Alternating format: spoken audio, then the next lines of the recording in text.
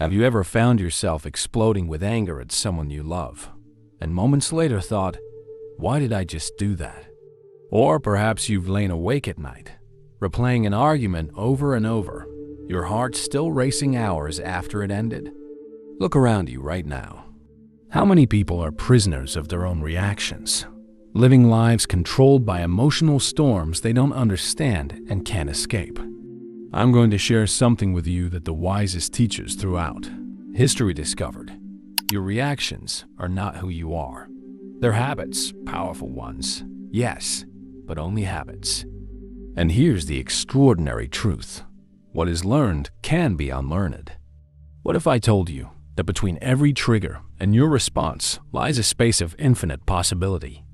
A space where your freedom lives? Today, we begin a journey into that space, not with complex theories or impossible demands, but with a simple, practical understanding of why we react the way we do.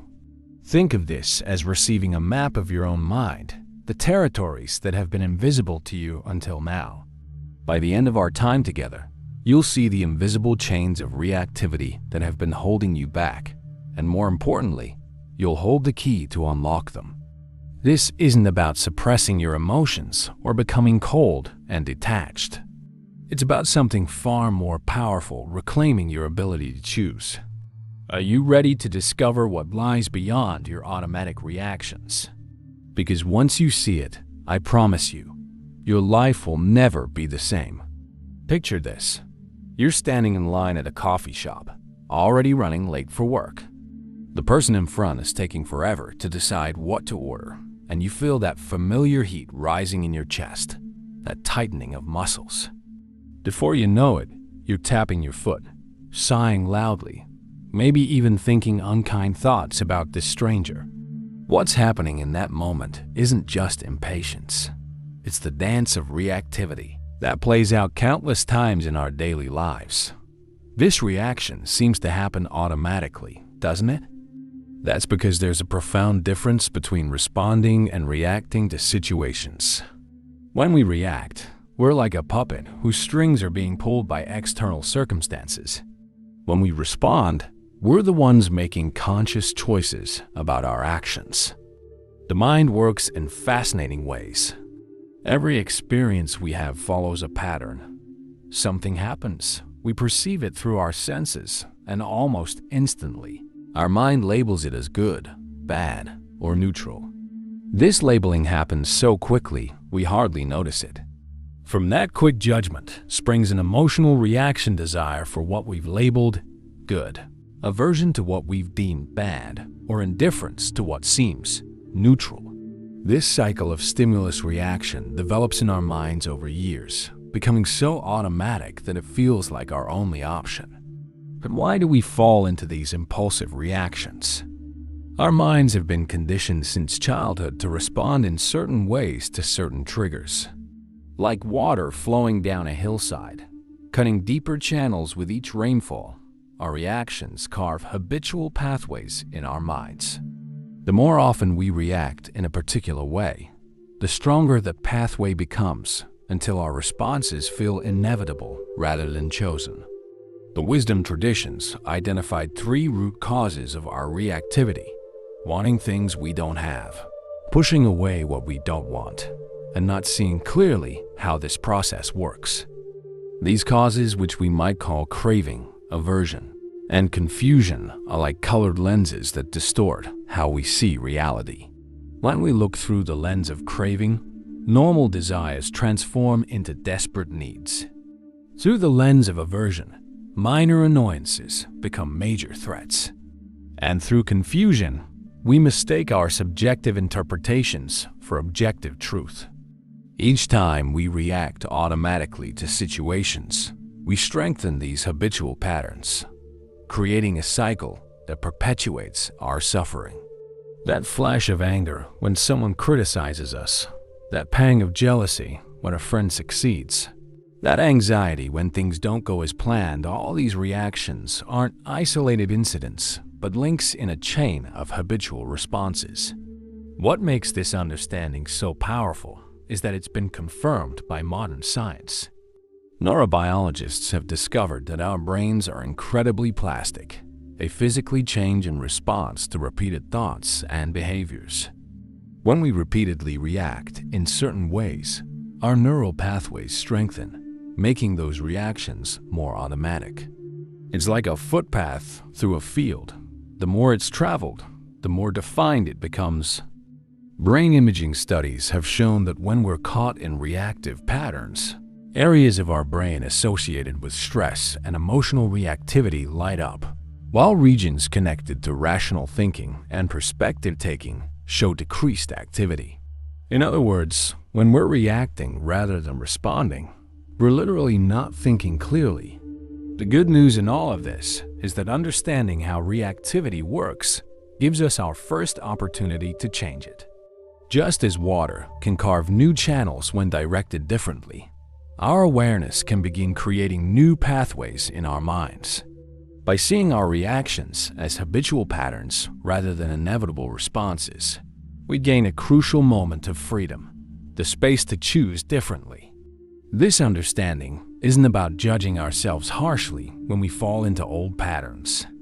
It's about bringing a kind, curious attention to how our minds work, recognizing that these patterns developed over years for understandable reasons. Many of our reactive patterns began as attempts to protect ourselves or get our needs met. They made sense at one time, even if they no longer serve us well.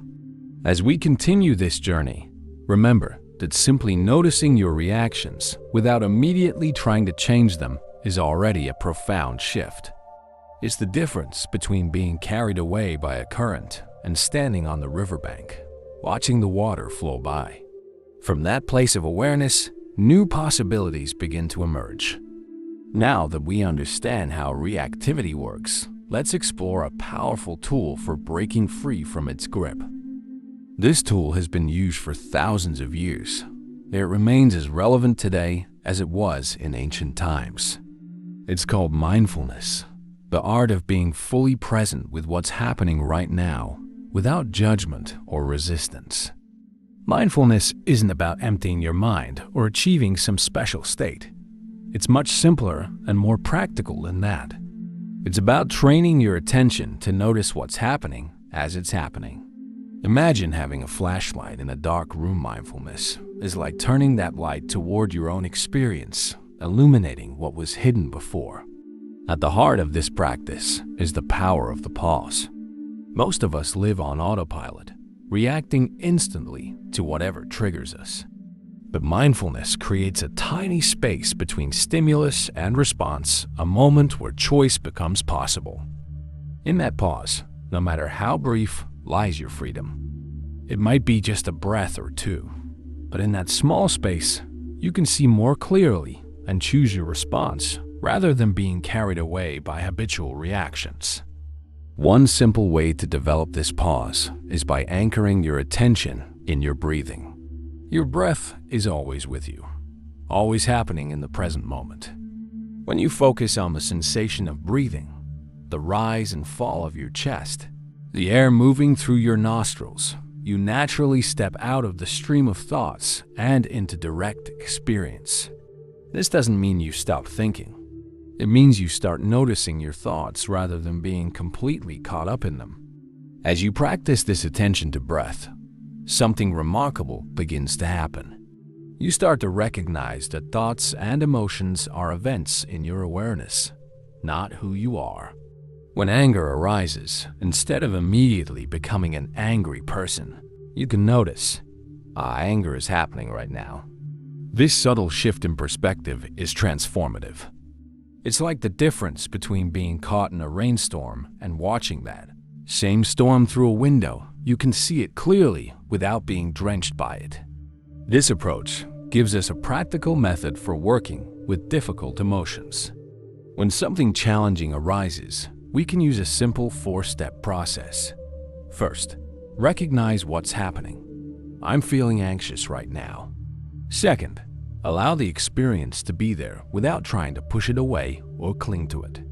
Third, investigate with kind curiosity how this emotion feels in your body and what thoughts come with it. And finally, Remember that you are not defined by any passing emotional state. You are the awareness in which all these states come and go. The beauty of mindfulness is that it doesn't require you to set aside special time for practice, though that can be helpful. You can bring this quality of attention to anything you do throughout your day. Walking, eating, listening to someone speak, washing dishes, any activity can become an opportunity for mindfulness. Each time you catch yourself lost in reaction or worry and gently bring your attention back to what's happening now, you're strengthening your mindfulness muscle. Try this right now. Feel the weight of your body where you're sitting or standing. Notice the sensations where your body makes contact with the chair or floor. Feel your breath moving in and out. Notice any sounds in your environment. This is mindfulness simple. Direct attention to your present moment experience.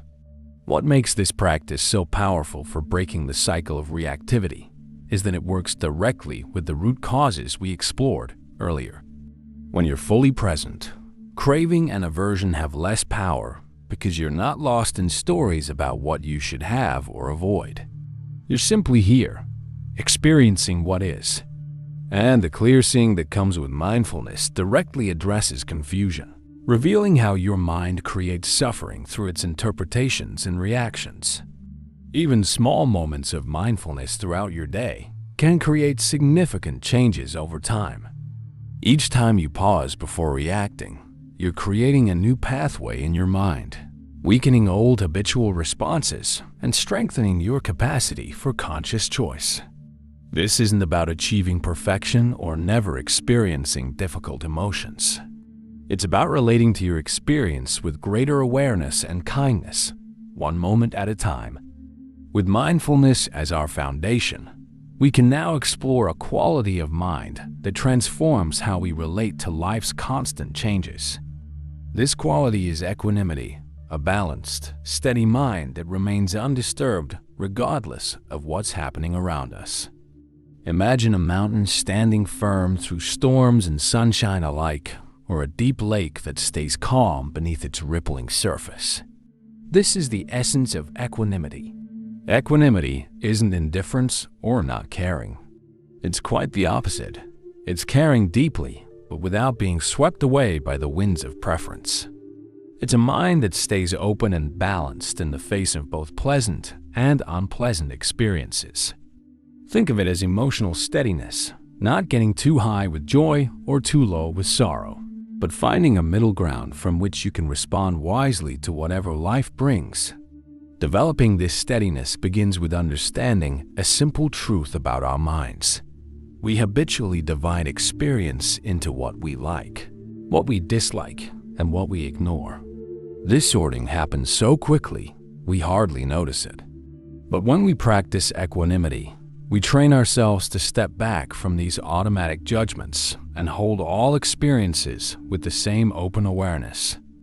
The person who cut you off in traffic, the friend who complimented you, the stranger who ignored you, all receive the same quality of attention. This practice becomes especially powerful when we combine it with the understanding that everything is constantly changing. Nothing stays the same, not our thoughts, not our feelings, not our circumstances. When something difficult arises, knowing this too will pass helps us avoid getting caught in resistance.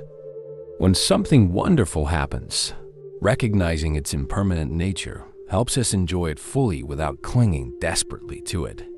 This wisdom about change naturally leads to a lighter, less rigid way of holding our experiences. To develop equanimity in everyday life, we can practice a special form of meditation that trains the mind to observe without reacting. In this practice, you simply notice whatever arises in your experience, sensations, emotions, thoughts, and watch them with a curious, accepting awareness. You're not trying to change anything or achieve any particular state. You're just observing the natural flow of experience, seeing how everything comes and goes on its own. At first, this may seem difficult. You might find yourself getting caught up in thoughts or feelings, despite your intention to observe them. That's completely normal. Each time you notice you've been carried away, simply bring your attention back to observing. This returning over and over again is the heart of the practice. It's like training a puppy. You don't get angry when it wanders off. You gently bring it back, again and again, with patience and kindness. The wisdom traditions are filled with stories that illustrate the power of non-reaction. There's the tale of a monk who, when insulted by a merchant, simply asked, "If someone offers you a gift and you don't accept it, to whom does the gift belong?" When the merchant replied, "To the giver," the monk smiled and said, "Exactly so with your insult." Or consider the story of the king who challenged a wise woman to remain undisturbed while servants tried to provoke her with both praise and criticism. She sat with the same peaceful smile through it all, later explaining that she saw both praise and blame as clouds passing through the sky of her awareness. These stories remind us that equanimity isn't something exotic or unattainable. It's a natural capacity we can cultivate through practice. And while it may seem paradoxical, developing this steady, non-reactive quality actually allows us to engage more fully with life, not less. When we're not constantly pulled around by likes and dislikes, we have more energy and attention available for what truly matters to us. The practice of equanimity touches every aspect of our lives. In relationships, it helps us stay present and responsive rather than reactive when conflicts arise. At work, it enables us to face challenges with a clear, level head. And in our inner life, it creates a spaciousness around difficult emotions, allowing them to move through us without taking us over. This isn't about suppressing our humanity. It's about experiencing it more fully with greater awareness and freedom. Now we come to the heart of our journey, how to actively transform our habitual reactions into thoughtful responses. This transformation begins with something remarkably simple yet profound: clear intention. Every morning, imagine setting an internal compass that points toward how you want to show up in the world today. This intention acts like a gentle reminder throughout your day, quietly guiding your choices when challenges arise. Today, I will respond rather than react may seem like a small commitment, but it plants a powerful seed in your mind. When you set this intention, you're essentially telling your brain what to pay attention to. You're activating the part of your mind that can notice when you're about to fall into old patterns. This noticing is where transformation begins. Alongside this intention, you can cultivate 4 special attitudes that create the conditions for non-reactivity to flourish. The first is kindness, a genuine wish for yourself and others to be happy. When someone frustrates you, imagine for a moment that they, like you, just want to be happy and free from suffering. This simple shift in perspective often softens your reaction immediately. The second attitude is compassion, recognizing suffering and wanting to help ease it. When you see someone acting from anger or fear, compassion helps you remember they're caught in their own reactivity, just as you sometimes are. This understanding naturally reduces your defensiveness and opens a space for connection rather than conflict. The third attitude is shared joy, the ability to feel happy when others succeed or experience good fortune. This quality directly counters the jealousy and comparison that often fuel reactive responses. When you genuinely celebrate others' happiness as if it were your own, you free yourself from the exhausting cycle of competitive thinking. The fourth attitude is equanimity, which we've already explored, that balanced mind that stays steady through life's ups and downs. Together, these 4 attitudes create an inner environment where reactive habits gradually lose their power, replaced by a mind that responds with wisdom and care.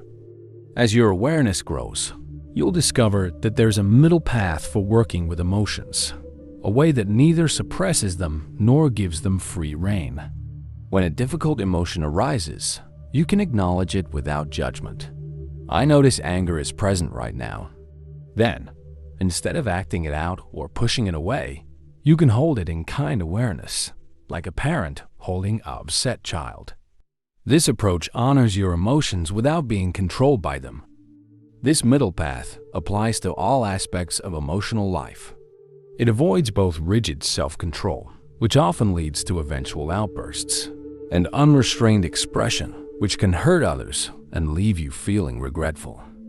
Instead, it offers a balanced way that respects both your authentic experience and the impact your actions have on others. One practical technique for finding this balance is the conscious pause. When you feel triggered, take a deliberate break, even just 3 breaths before responding. During conflict, you might say, "I need a moment to collect my thoughts." Then use that time to connect with your deeper intention.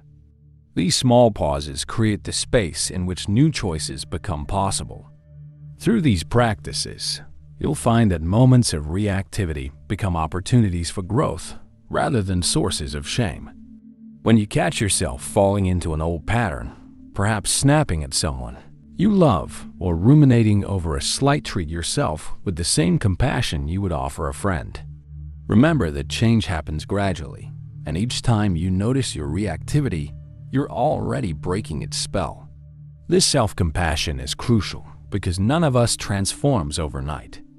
There will be days when you react in ways you later regret. In these moments, instead of harsh self-judgment, try a practice of gentle reflection. What was happening for me when I reacted that way? What need was I trying to meet? How might I respond differently next time? This kind reflection turns mistakes into stepping stones rather than stumbling blocks. As you continue this practice of transforming reactions into responses, you'll discover something remarkable. The very situations that once triggered your strongest reactions become your greatest teachers. The difficult colleague, the traffic jam, the critical comment, these challenges become opportunities to practice presence and choice rather than threats to your well-being. Let's bring all we've learned into the laboratory of everyday life. To truly master non-reactivity, we need practical tools that work in real situations, in traffic jams, difficult conversations, and moments of stress. Let's start with something fundamental: knowing your personal triggers. Everyone has specific situations that reliably spark strong reactions. For some, it's feeling ignored or dismissed. For others, it's being rushed or pressured.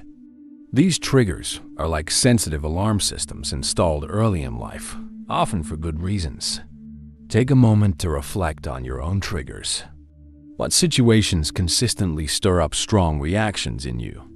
Perhaps it's criticism from certain people, feeling excluded, or having your competence questioned.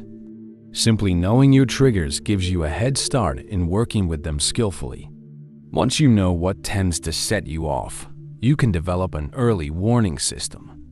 Notice the physical signs that appear when you're getting triggered, perhaps a tightness in your chest, a flush of heat in your face, or a sudden tension in your shoulders. These bodily signals often arrive before full-blown emotional reactions, giving you precious moments to pause and choose your response. A powerful practice for developing insight into your reactive patterns is reflection at day's end. Before sleep, take a few minutes to review your day with kind curiosity. Were there moments when you reacted automatically? What was happening just before those reactions? How did your body feel in those moments? What would you do differently if you could replay those scenes? This nightly review isn't about judgment, it's about learning. Each insight you gain becomes wisdom that serves you the next day. Another essential skill is communicating in ways that reduce rather than increase reactivity, both in yourself and others.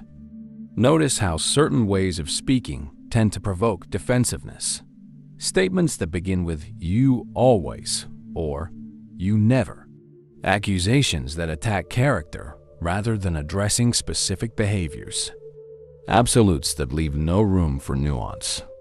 Instead, try speaking from your own experience. When this happens, I feel. Describe situations specifically rather than making sweeping judgments. Express needs clearly rather than expecting others to read your mind. This approach to communication, grounded in honesty and care, creates connection where reactive speech would create division.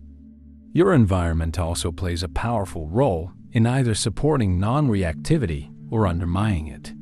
Consider the spaces where you spend most of your time. Do they feel peaceful or chaotic? The people you spend time with, do their communication patterns tend toward reactivity or thoughtfulness? The media you consume, does it leave you feeling agitated or centered?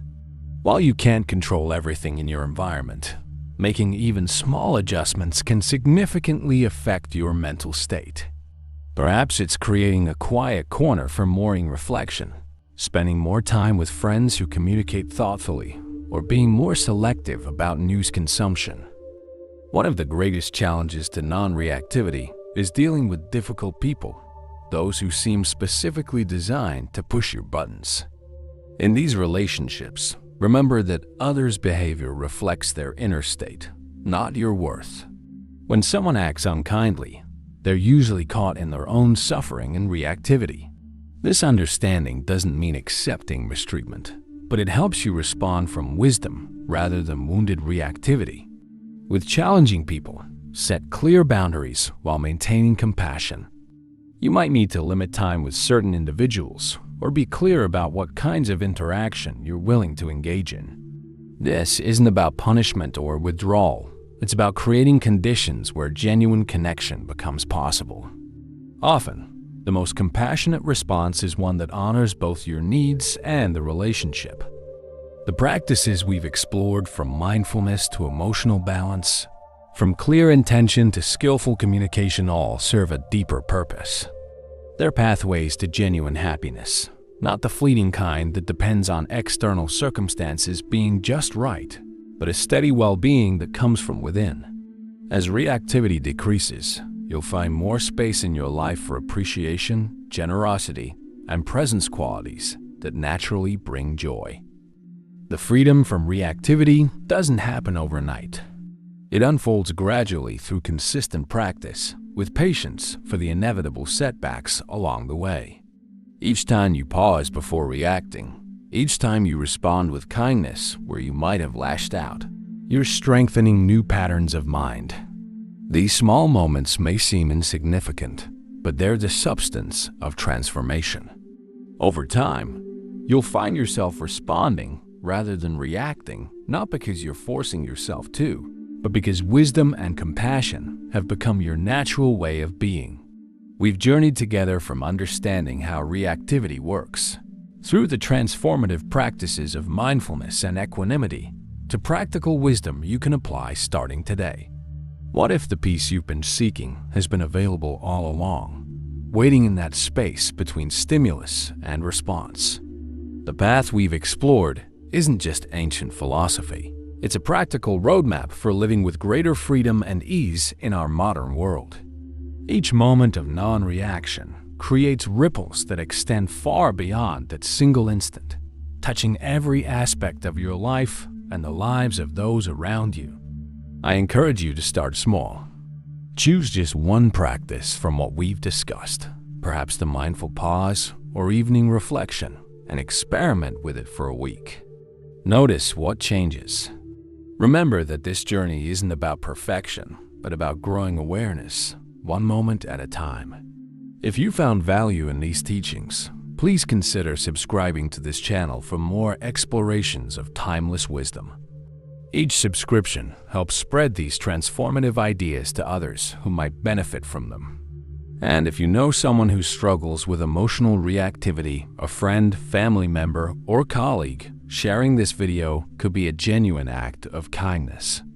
The comment section below is a place to share your experiences, ask questions, and connect with others on this path. What practice resonated most with you? What challenges have you encountered in working with reactivity?